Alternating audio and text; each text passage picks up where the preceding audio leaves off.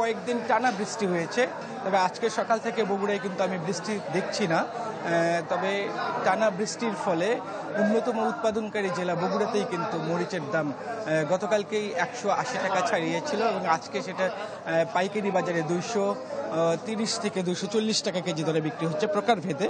ব্যবসায়ীরা যেটা বলছেন যে টানা বৃষ্টির ফলে আসলে উৎপাদন কমে গেছে এবং যারা একেবারে মোকামে যারা আছেন তারা কিন্তু বেশি দাম নিচ্ছেন বলেই তারা বাজারগুলোতে এসে তারা বেশি দামে বিক্রি করতে বাধ্য হচ্ছেন এবং কৃষকরাও এই সময় মরিচ গাছ থেকে কম উঠাচ্ছেন, কারণ এই সময় মরিচ গাছ থেকে উঠালে কিন্তু মরিচের গাছ আরও বেশি নষ্ট হয়ে যাবে। সেই জন্য আসলে সরবরাহটা কমে গেছে, তার ফলেই কিন্তু মরিচের দাম বগুড়ায় আজকে 230 টাকা পাইকারিতেই বিক্রি হচ্ছে। খুচরা বাজারে যেটি বাজার ভেদে 250 টাকা পর্যন্ত বিভিন্ন বাজারে বিক্রি হচ্ছে।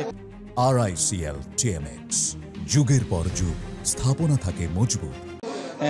যারা পাইকারি ব্যবসায়ী আছেন তারা বলছেন যে বৃষ্টিটা কমে গেলে হয়তোবা কৃষকরা আবার নতুন করে জমি থেকে মরিচ উত্তোলন করবেন, তখন হয়তো দাম কমবে। তবে বগুড়ায় যে মরিচ যে উৎপাদন হয় সে তার অধিকাংশই আসলে যমুনার চরে উৎপাদন হয়, কিন্তু এখন যমুনার এর মধ্যে কিন্তু বন্যার পানি উঠে আসার ফলে সেই জায়গাতে আসলে কৃষকদের এই সময় মরিচের আবাদি নেই, তারপরেও যতটুকু আছে সেখানেও কিন্তু উৎপাদনটা অনেক কম হচ্ছে, তার ফলে মরিচের দাম আসলে বৃদ্ধি পেয়েছে।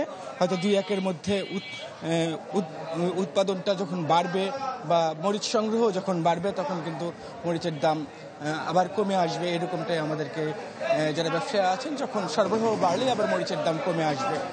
শাকিল।